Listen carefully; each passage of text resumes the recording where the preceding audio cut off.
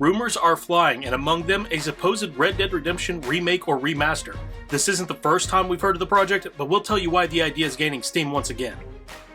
And could a new PS5 Pro or Slim be in the works? Microsoft sure thinks so. We're going to talk about all this stuff and so much more right now on Gaming News Weekly.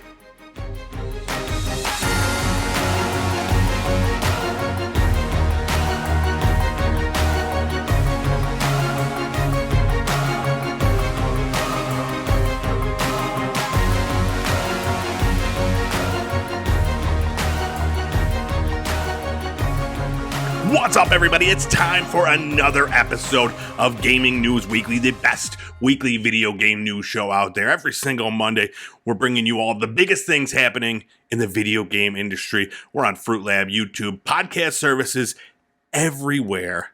My name is E-Rock the Red, joined every single week by the handsome gentleman right here, full clip. What is the haps? What's going on? You know, I'm going to try to match your energy. Don't be my enemy. There we go. Good start to it. But yeah, you know, I'm hanging in there. How are you?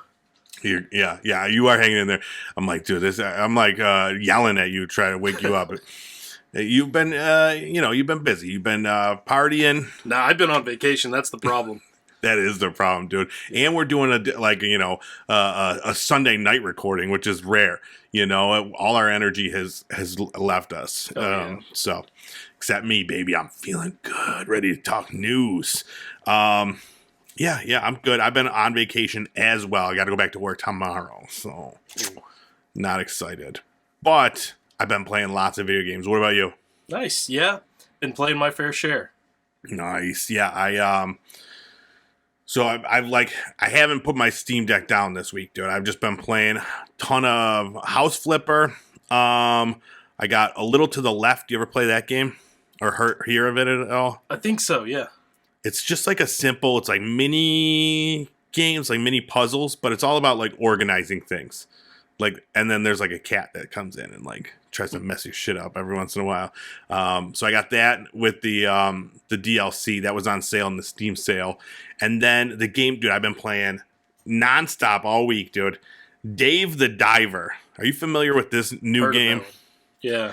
So it just came out last week, and I wasn't gonna get in on it. It's just like real simple pixel graphics. And I was like, okay, yeah, it's another fishing game. I got Dredge, it's another fishing game. And then I started seeing like reviews and people talking about this. I'm like, all right, let me see what the fuss is about. And the gameplay, the hook on this game, it's amazing. It's like a perfect game in what you can do. You're always doing something. It's always different. And I'm just like starting, like, so like you have to dive and you catch fish. And not only are you catching fish, but you're like doing things for like an ecological society where they need you to get like some things out of the ocean, or you're finding pieces of a like a different civilization. But also at the same time, you need to catch all this fish because you're serving it at a sushi restaurant that you run in the evening. So then in the evening, you have to go and you have to prep the menu for the sushi restaurant. And then you have to like hire people to work in your sushi restaurant. And then you are delivering the sushi, and you're this big fat dude named Dave, and he gets out of breath. He's trying to like run sushi orders to people. And it's funny, like there's like these little animated like cutscenes, and it's such a perfect game. And then it starts over, and the gameplay hook is the next day, and you're trying to like get enough money to like upgrade the sushi restaurant, to upgrade your diving stuff, and it is such like a perfect game if that style of game. I'm not usually into like the management type sims and stuff like that. But this one, it's so, it's a big part of the game, but it's not like overly focused on that. There's a lot to do in it, but it's real simple. It's like, hey, you want to hire somebody? Okay, put out an ad, and you just like click on it and it pays for an ad. And then the next thing you know, you got someone to like hire. So, but yeah, I cannot say enough glowing things about this game, dude. I'm very surprised that I like it as much as I do. So that's interesting. I didn't expect the whole sushi restaurant aspect of that. We've seen a lot of games lately about like boats or diving or puzzle games mostly, but that's a very different aspect to this one, setting it apart from those. And then I've also heard that at some point, like I've got like 5 or 6 hours in. I just got it like a few days ago, and I hear it does another shift, another pretty massive gameplay shift at some point as well. It's just what I've seen in reviews, so I'm excited to see what that means. But yeah, I highly recommend it if you're looking for something simple and fun. Because before that, yeah, I got really into House Flipper. I was just flipping houses, dude, like a boss. But yeah, and it's interesting you say that's like the pixel style, because this has been relating back to what I've been playing a whole lot of this past week. New game to me anyway. BattleBit Remastered. This is something that everybody's been talking about because this looks like a Roblox mini game or something, but it's Battlefield, like cloned almost completely over, but new maps and little bit of different things here and there. But I've been playing probably like 10 hours or so since I bought it about a week ago. Nice. Yeah, I hadn't heard anything about that until maybe like a few hours ago. I was looking at something. It was like a social media thing, and they were putting it on there, and I was like, "What even is this?" It's cool. It's fun though. Oh yeah, it is. I mean, all the fun that you could have from a Battlefield game, only it's not like way too heavy on the realistic graphics, which sometimes make the game worse because you can't see who's shooting at you or who you need to aim at. It's simplified in a way the graphics don't matter. You really don't think about it when you're in that world, which is pretty similar to when you play a game in Roblox. Yeah, nice. Very cool. This is that mature Roblox they're talking about. They're going to make their own Call of Duty Battlefield style game. Very cool. All right. Anything else? Or should we get on with it? All right. Let's go. Let's get on with the show. Let's talk about our new releases from last week.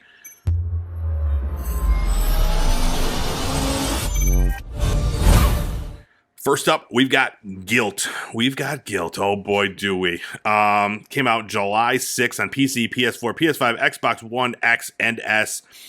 This is interesting. So it came out a couple years ago. It was a Stadia exclusive. One of the very, very few Stadia exclusives. And now now that Stadia's it's finally out on, all their consoles. And it looks interesting. It's like this girl in like this nightmare world trying to find her cousin, and there's all these creepy things happening. And what my favorite part of just looking at the trailer is that she has like this flashlight that she could use to like light her way, but also like use it as a weapon. Like the beam like tightens up and it becomes like this like laser to like fight off these creatures. So it looks really cool, but a lot of it looks like there's a lot of sneaking around and trying to be like stealthy.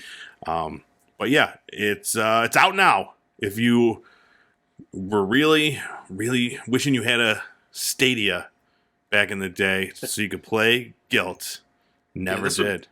It looks really interesting. It kind of reminds me of, I keep wanting to say What We Do in the Shadows, but that's something completely different. Yeah. Little Nightmares. I was going to say Little Nightmares. It's like that, but like 3D, and you're just fully in an environment and in using this weapon. Looks like there might have been some upgrades, even like I saw in the trailer, they fight off a ghost with steam or something, so hard telling what kind of upgrade paths you might have in there. Yeah. Let me tell you, now all I want is a What We Do in the Shadows game. That'd be cool. That would be cool. All right, and the other game that came out last week that then we've got to talk about, Legend of Heroes Trails into Reverie. So this came out on July 7th on PC, PS4, PS5, and Nintendo Switch. So this is another one that was previously released in 2020, but only in Japan. And now it's finally making its way over here. And I had never really... I had heard of these games. I've heard of the Trails games. And never played any of them, but I did, like, for research for the show, I was like, let me check into this. And I ended up going deep. I took a deep dive into this, and it's a huge series. So the Trails is part of a larger series, the Legend of Heroes thing, and it's this whole thing. Now, this is, I've heard it described, this particular game, as like the Avengers Endgame of the series. Like it's all like coming together, and this is like this is the big thing that's happening. So what it is, it's a JRPG, and it's turn-based battles, and there's a ton of different characters. There's 50 playable characters in this game, and there's 3 different story arcs that follow these characters. So pretty crazy.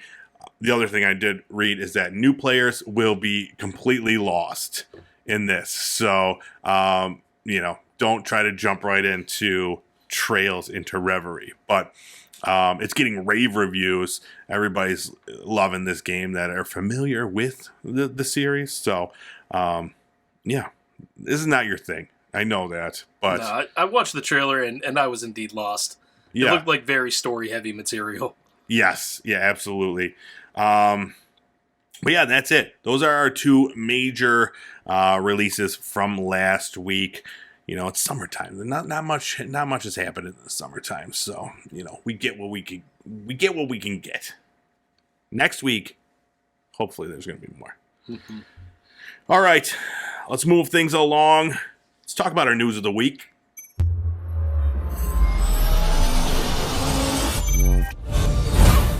All right, we touched on it briefly last week when we were talking about the FTC Microsoft trial, but it's getting a lot of steam since we talked about it, so we got to talk about it again.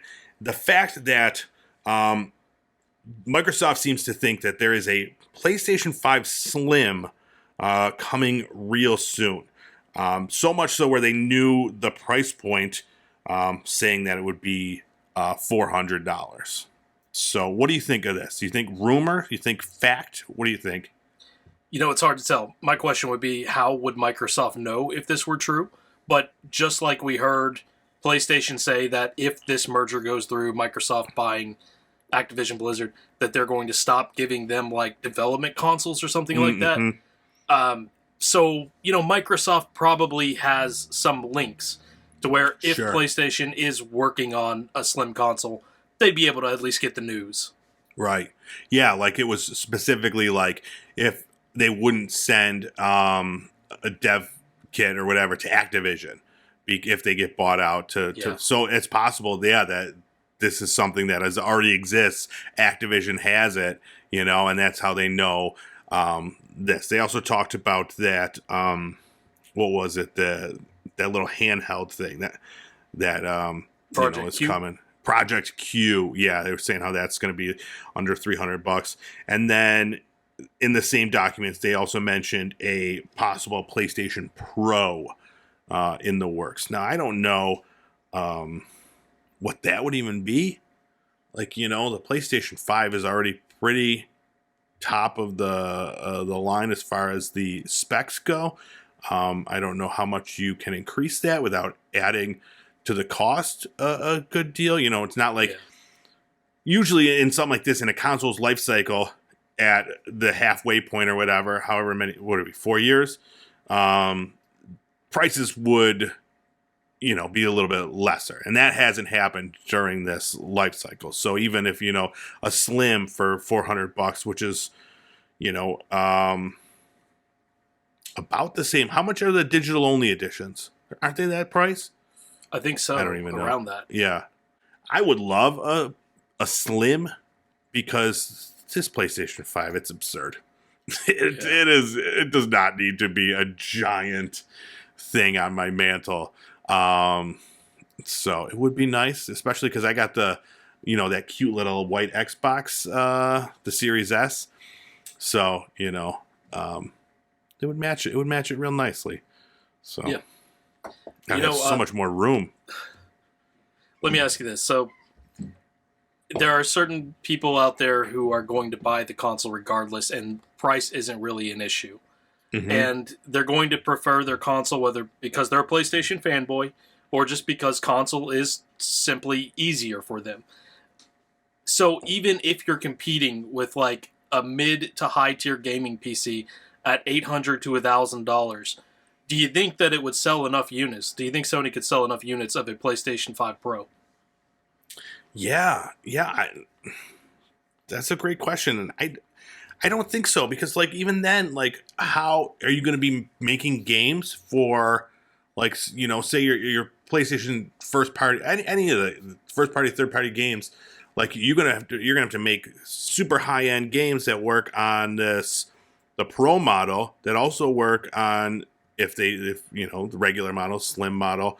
So like you can't do much there. You know, sure, you could tweak it so it's a little bit more powerful and stuff, but Yeah. like at that point, you know, what's, you know, what are you You going to know, do? What's that's true, but also it's probably less of a gap between developing for the PS5 and the PS4, which they've been doing sure. for a while.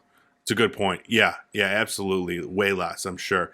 Um, but yeah, and everything I've heard leading up to the release of the PS5 and stuff is that it's a great console to develop for. It's fairly simple, so you know, take that into consideration too. But yeah, do we need a PS5 Pro, PS5 Slim? No, and we'll, you know, if it's true, we'll see soon. I mean, obviously, this information is out there. There's dollar signs attached to it, dollar price points. So, yeah, hopefully sooner than later, we'll find out if this is true or not. All right, next up, our segment, Bad News of the Week. Daedalic Games, the developer of this year's worst game, I would probably say, Gollum, the Lord of the Rings game, Gollum, is closing their studio. It was that bad that they're like, we're just shutting it down. Yeah, Which is and they had crazy. other games like in the Yeah, pipeline. Did they? Another Lord of the Rings? another Lord of the Rings game that they're just completely just canceling it. Which is probably good if it was anything like this one, because we didn't know anything about that one. That one, they did say that it was like a about another character that you wouldn't, that not one of the main characters, Lord of the Rings. So, you know, a similar idea to the Gollum. But yeah, here, let me I'll read the statement from Daedalic. Let's see. Daedalic Entertainment has made the decision to close its development department with full focus now on our publishing business. 8 promising releases will be launching in this financial year alone.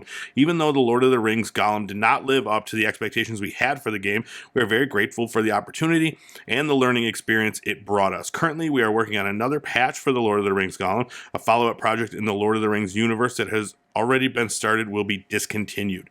The Federal Ministry for Economic Affairs and Climate Protection, as the body responsible for the federal funding, was informed of this some time ago. We value each and every member of our team very much, and it is important to us that the transition goes as well as possible. We will therefore support our former employees in finding new opportunities within our network. A difficult break, but also a new beginning in the already long history of Daedalic Entertainment. So, yeah, they are. I don't know what these games are. Eight promising releases. Interesting. I did look. So their average Metacritic score for all their games was a 69. Yeah. I don't know. Bad games come out all the time, and studios don't shut down over them. Yeah, yeah. It was. So I know this game, the Gollum game, and I think the next Lord of the Rings games were very, very heavily funded by the German government. So I don't know if that plays into this. But yeah, they're going to be focusing on the publishing business, which is good, I guess, after they became the laughing stock of the video game industry with Gollum. It was really sad to see. Now I kind of want to play it just for the memes, you know? Yeah. All right, moving on. Blizzard announced Season 1 of the Diablo 4 Battle Pass. It's called Season of the Malignant.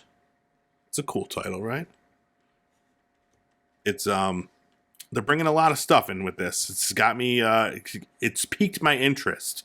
So it's It's going to have a brand new quest line featuring new faces and new enemies, new powers, the first season journey, and the first battle pass. It takes place after the events of the main campaign and introduces a new character in Cormand, an ex-priest from the Cathedral of Light who's trying to stop the spread of the Malignant.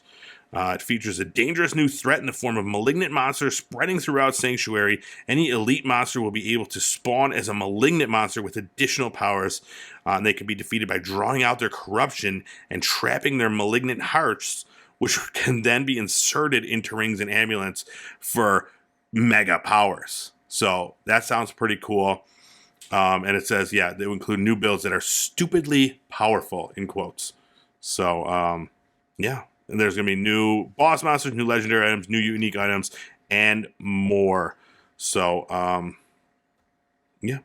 I haven't beaten the game, so I can't even do, you have to beat the game first before you can get in. I'm close. I've got, I think there's 6 acts, and I'm on act 5. So, I just got, a little bit more. I've been playing with friends, so I haven't been, I've been waiting till we're all playing together. So, but then I'll be able to, because there's a paid battle pass, all cosmetic items and that sort of thing, which I believe will be $10. But there is also a free tier where everyone can earn, seasonal things and boosts and that sort of thing. So, it's exciting. It's definitely keeping it fresh. We'll see, if this continues as this way of, the micro transactions. We've talked about it a lot before, specifically with Diablo and Blizzard. And we'll see. Yeah, hopefully it's just cosmetics and, little stuff like that. But yeah, I've been really on the fence about picking up this base game. But yeah, from everything I've heard, the cosmetics, the battle pass system is kind of done right here. It's not all pay to win. Right. Yeah. Yeah. So I'm excited. What did I say? July 20th comes out. Pretty soon. I'm sure I always end up buying the first one. This one I could almost guarantee they're not giving you any currency towards the next one in this. Yeah. Like we always talk about, a good battle pass should. But I'm excited to see what things. I don't know, even though I don't know, I'm always a sucker for these things, but for this one, you barely see your character. If I'm getting some cosmetic stuff, I have a fairly large television, and my character right now just looks like a tiny red thing. So I don't know. I don't know if it's worth it, but we'll see. I'm sure there's gonna be some dope thing that makes me look like a god, and I'm just gonna be like, oh, I gotta have it because I'm a sucker, and Blizzard knows it. All right, next up, let's talk about the Game Pass games that were announced for July. We got the first wave coming through. First up, Grand Theft Auto 5 is available right now on cloud and console. Sword and Fairy Together Forever. I said sword. I don't know if it was because I was reading it. Sword. I never normally say sword. Sword and Fairy Together Forever. It's a match made in heaven, and I'm glad they're together forever now. McPixel 3 is also out now. Common Hood comes out July 11th. Insurgency Sandstorm, also July 11th, only on PC. Exoprimal, Day 1 Game Pass release, July 14th. This is the one where you fight tiny dinosaurs as a mech. I'm really excited to see what that is.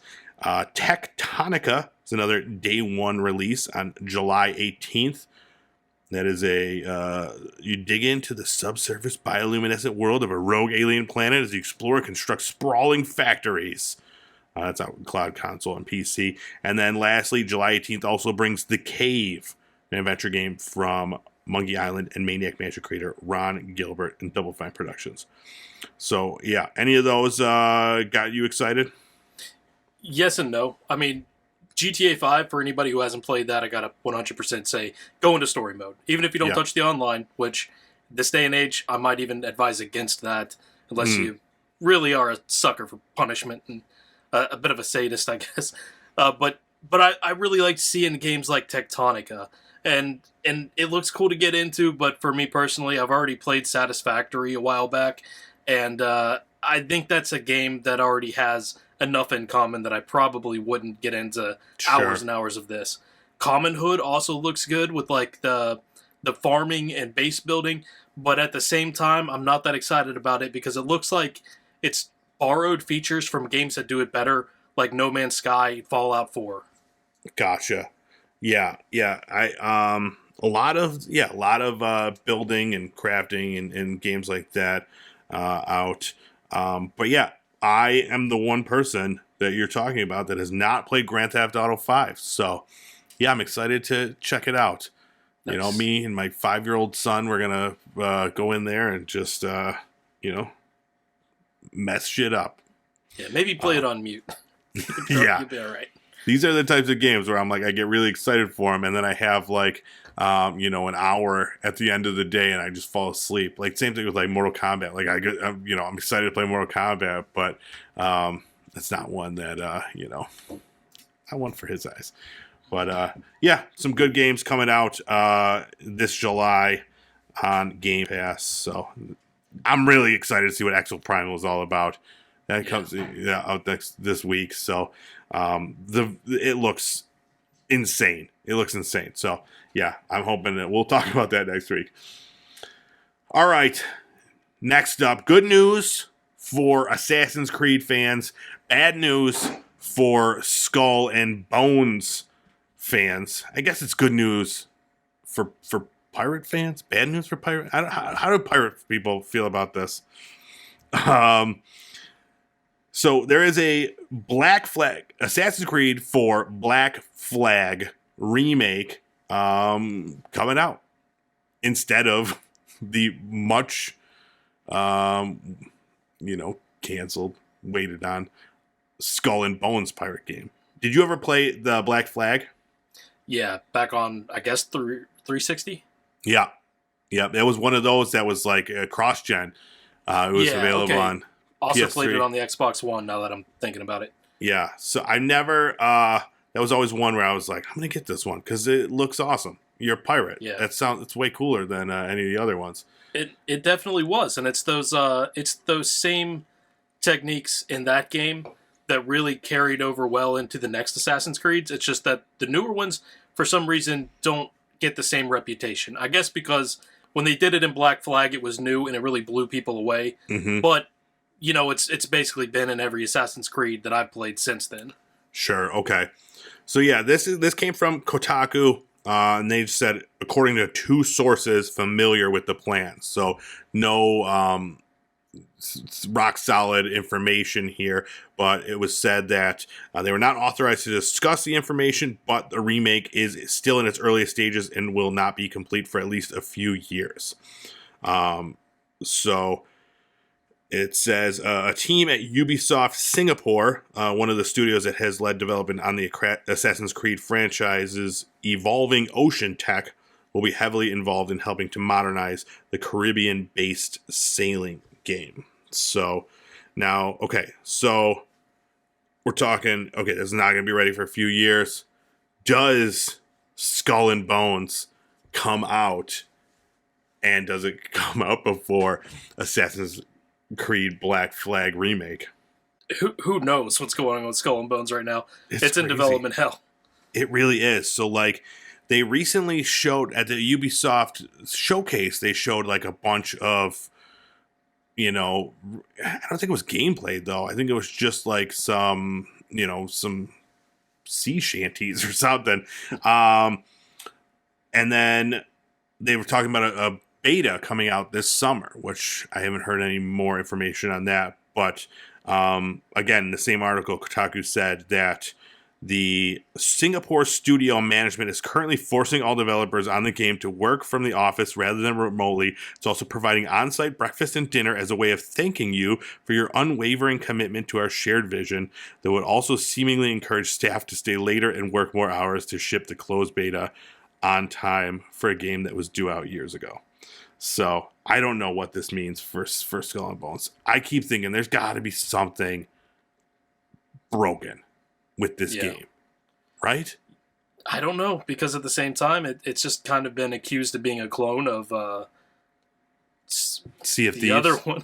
Sea of Thieves. Yep. Yeah. So if it is way too similar to Sea of Thieves, why would anybody want to play a version of that hasn't been in the same state of development for the years that Sea of Thieves now has been? And I don't know. The last we heard, they were going to take a step back and majorly rework some things. I assumed that meant gameplay, but it could be that it was just a broken mess. Yeah, I mean, it's got to be something that they're not. I mean, because they're not even really showing much. They've released, I'd say, over the however 6 years, however long this has been since it's been announced. What do we got? Like less than an hour of gameplay footage. There's not much out there that shows any gameplay. So, yeah, I want to see what it is. Who knows? It could come out and be awesome, and they're just really making sure that it's going to be that. Who knows? I don't know. Absolutely. But I do know that it's becoming the joke now. Yeah. Skull and Bones. When is that coming? And then for the fact that this Black Flag information to be leaked, not a good look. Not a good look. But, Ubisoft just could be the pirate people now. They're just making all the pirate games. Mm-hmm. And all the Assassin's Creed games, because there's like 36 of those planned for the next few years. Yeah. Insane amounts of those. All right, next up, Naraka Fest. Did you have this on your calendar? No. I keep seeing the ads for this on like every YouTube video I watch, though. Oh, really? It's getting out there. So this is for a game called Naraka Blade Point, which had previously just been on PC and Xbox. I played it when it came to Xbox on Game Pass, and it's like a battle royale. I think there's 60 people. I don't know. It's a bigger one, but it's cool. It's like martial arts and powers and stuff like that. I played it for about a week when it first came out. I really enjoyed it. I thought I was like getting good at it. Really enjoyed it, and then I just stopped. I just stopped playing it. But now at this Naraka Fest, which was like an anniversary of the game, they announced that it was coming to PlayStation 5 now on July 13th, and it is now free to play. So you could get out there. It's what is it? One thing that surprised me, they said it has now crossed the 20 million unique player mark, and it's a regular in Steam's top 100 played games by concurrence list. And then at the time of this publication, Naraka Blade Point was the 17th most played game on Steam, with just shy of 60,000 concurrents. I had no clue. Good for them. Surprising numbers, especially since it's not yet free to play. Right. Yeah, exactly. It's a paid battle royale like that is out there. It's a fun game. So just real quick. So it's adding a bunch of stuff. Capture the Spirit Well, 12v12 gang wars. There's new weapons, new heroes. There's going to be PlayStation 5 player-exclusive items, anniversary in-game events, and rewards. So lots of stuff celebrating this becoming free-to-play, celebrating it coming to the PlayStation 5. So, yeah, I'm going to check it out. I'm going to play it on PS5 this week and see if I still got it. I was, like, flying through the air, dude. I was killing everybody. I was the best. The best. Mark my words. You going to check it out, you think? Maybe so. After the free to play mark, I could try it out. Mm-hmm.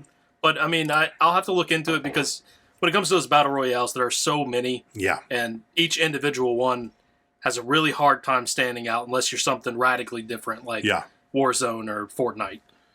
Try it, dude. This is your homework. Download it, play it. We'll talk about it next week. Yes, July 13th. It will have been out for a few days. Another cancellation just announced. Square Enix is canceling the Just Cause mobile game. It's been in early access, and they decided just to end it all, cutting it off. In a statement, they said, "It is with great sadness that we are announcing the end of development for Just Cause Mobile. As of July 3rd, the game will no longer appear on digital stores.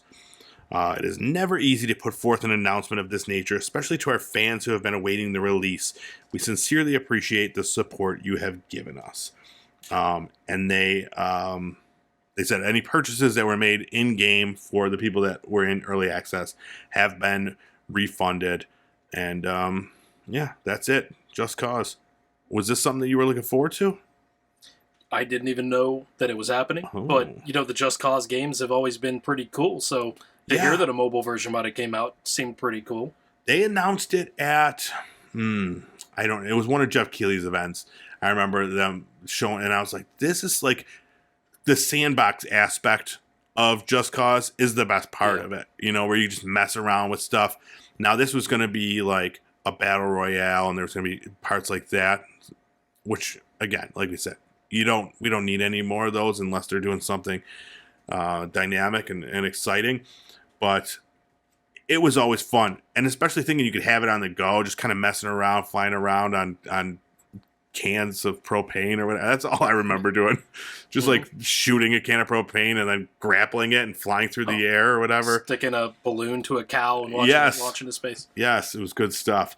So yeah, it's unfortunate that it will no longer be released for mobile. But yeah, it's interesting how we're seeing both ends of the spectrum with the mobile. 1 week we're talking about how these businesses are getting out of creating games for the mobile industry. And the next week, we're talking about these businesses jumping in and creating games because they think mobile is the future, I don't know which side is right, but it's interesting. Every week, we're talking about something different. And last up, I know the one you're most excited for. Could it be? Is it possible? Could Red Dead Redemption be coming out as a remastered? What do you think? Is this true? Is this real life? It sounds like there's a nugget of truth behind it. Yeah. I mean, so we got this information because it went, the Korean ratings board just rated Red Dead Remaster. For them to rate a game, there has to be a reason for it, So there's got to be something. And also, Colin Moriarty on his podcast said this: I can say I have seen confirmation that this is real. I don't think you need this confirmation, but I had someone reach out to me behind the scenes that showed me something that definitively shows this game is coming, maybe even imminently, with an announcement maybe in like August. So not a huge surprise. I don't need to tell you that South Korean ratings board doesn't just rate things. They rate things that are submitted to them. So yeah, like we just said. So yeah, it's got this rumor definitely has legs. Interested to see what, if anything, comes of this. Yeah. But I want it to be true. Yeah. Yeah, I mean, Have you played the first Red Dead Redemption? I did. That one I completed and loved it, and I would love to get back out there and do it. I really probably should. Well, maybe maybe this just means then Red Dead 2 will then get remastered after this. So maybe I'll wait. Maybe so. I'll still wait. I didn't get to play the first one. That was during like a console drought in my life. But I played 2 so much that I'm like 1 trophy away from platinum when I was playing it on PlayStation. Yeah. And I played it, the online, I played the ever-living hell out of it. Yeah. So it would be really cool because, it is what it is. I can't go back to the PlayStation 3 version of Red Dead Redemption and try to play that or something. No. It's just a little too dated. Yeah. Yeah, so, I mean, this would be cool. What's the last thing? I mean, Rockstar hasn't done anything besides GTA 5 online stuff, right? So. It's been a while. I mean, the latest projects, which don't look very good for this, would be the GTA Trilogy Remaster. That's That's right. Comical. Yeah, not good. Yeah, so every once in a while you kind of expect something like this. They just need that little shot of extra income. And I think if it's better than the Trilogy Remaster, could sell a lot of units. So yeah, it would be interesting to see. But yeah, I'm all in for some 4K Red Dead. I think that would be awesome. So All right, that's it. We got anything else to talk about? I believe that's it. We did it. All right. Thanks so much for checking out this episode of Gaming News Weekly. Make sure to follow us on TikTok. We're there. You can go check us out on Fruit Lab. Subscribe to us there. Gaming News Weekly. You can find this show there. You can also find Full Clip, selling his sweet video game content, and myself, Iraq the Red, posting some stuff there. You can check us out also on YouTube. I'm at Pop Culture Playground. Full Clip is at GameFax, GameFax. He's also over on Twitch, fullclip_FL, doing his thing over there. Go watch him play Naraka Blade Point, because it's going to happen. All right, that's all I got. I feel like, we cruised through this one. I feel like I should talk more. Maybe tell a story or something? No, you got to get some sleep. Look at you. You're falling asleep just sitting here. All right. Thanks so much. We'll see you guys next week. Bye-bye.